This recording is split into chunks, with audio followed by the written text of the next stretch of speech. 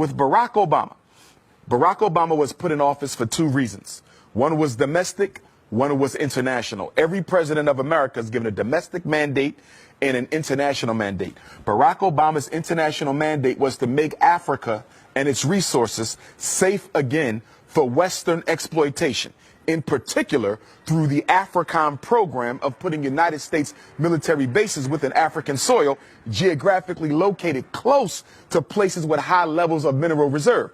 So what's going on in Ghana right now? An agreement between the Ghanaian government and the United States to put a military base in Ghana. This is all strategic to make sure that if Africa ever decides to rise up and push back against European imperialism, aka white supremacy, they will not be in a military position to be able to do that. So Obama succeeded. And the reason he succeeded in Africa is because Africa, just like Black America, just like Black Europe, thought the presidency of Barack Obama was a blessing because we don't understand white supremacy and we don't understand politics. It doesn't matter whose face is on the cover. It doesn't matter whose face is out front. The only thing that matters is the color of the hand that makes the decisions. Barack Obama was a flunky. He was a functionary. He was a stool pigeon, and he was a puppet. And yes, he was a coon. Barack Obama did absolutely nothing to benefit Africa. He did absolutely nothing to benefit African people. Now, domestically, Barack Obama's job was to distract Black people in America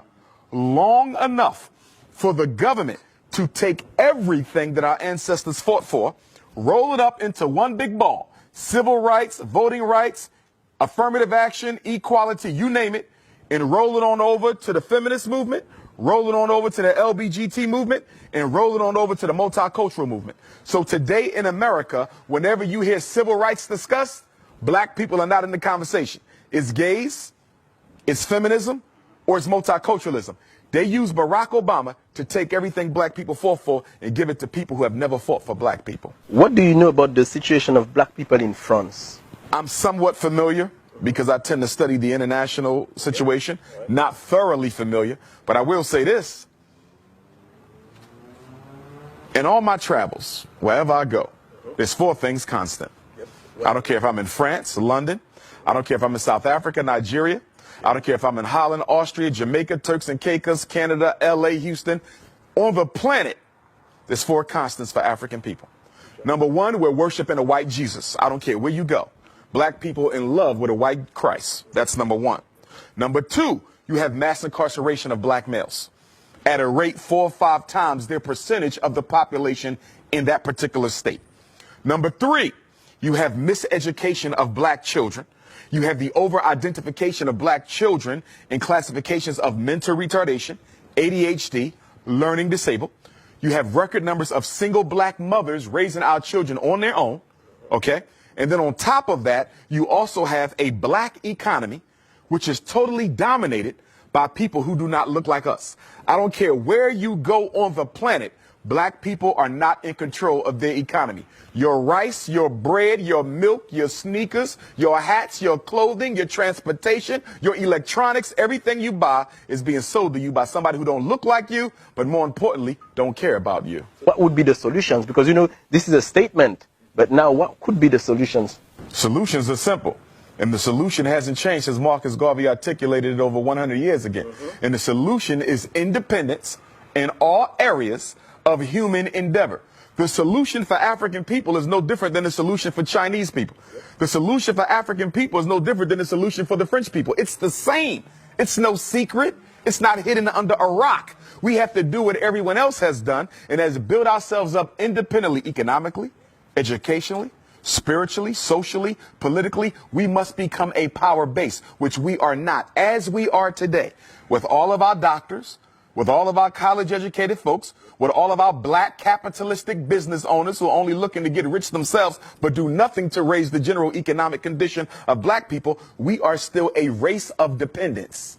If you live in France, you're dependent on the French government for this and for that. You're dependent on white business to provide your basic needs. America, it's the same thing. Africa, it's the same thing. Wherever we are dependent on the white power structure where we live. There's 4 institutions that you must have in order to be considered an independent community. We don't have them nowhere in space and time at the same time. A hospital to protect African life. A supermarket, okay, for nutrition to preserve African life. Education, to prepare the next generation of African children for the role that they must play in the freedom struggle. And number 4, a bank to finance the building of infrastructure and institutions and organizations and programs where we live. You cannot find those 4 things totally owned by African people anywhere on the face of the earth, but we will call ourselves free. There's 2 types of freedom. There's a freedom and there's an freeedumb.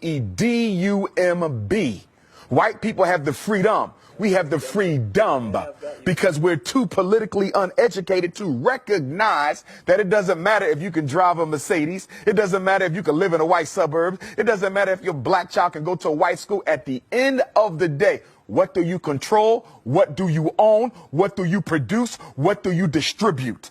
Marcus Garvey said, a race without power and authority is a race without respect. A race that doesn't respect itself automatically forfeits the respect of other people. So you say, where did we begin? 2 things.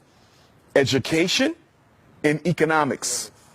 It's going to be hard to break the psychological chains of slavery as long as just about everyone in this room went to a white school to get their education, a white public school to get that education.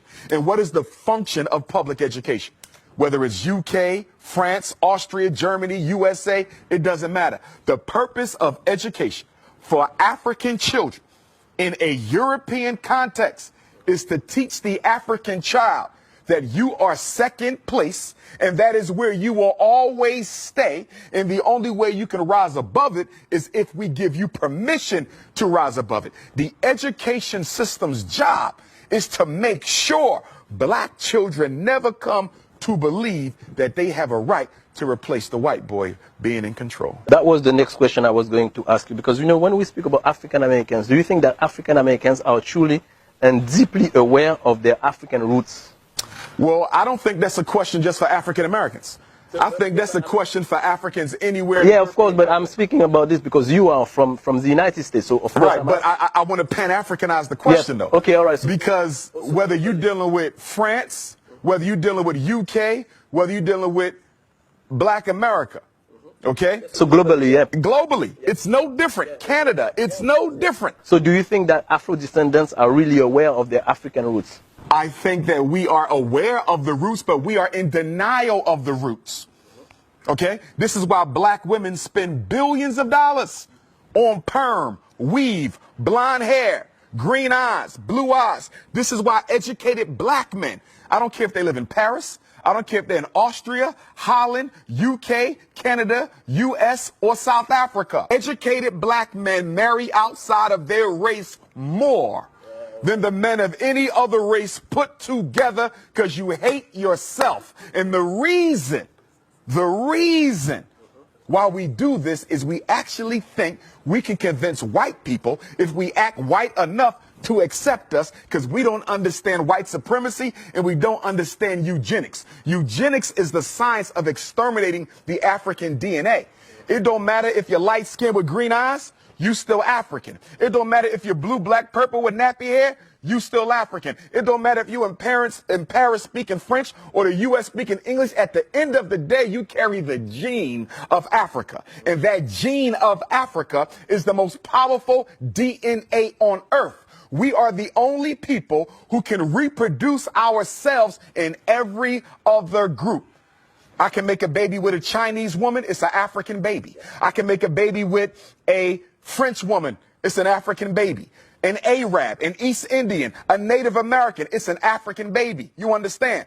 The white man cannot reproduce himself in any other woman but one who looks like him, because he's genetically recessive. I'm genetically dominant, and that's why he must eliminate me. Because in the natural order of things, if I do absolutely nothing, we can literally predict the date where he will no longer exist. So he has to make a decision.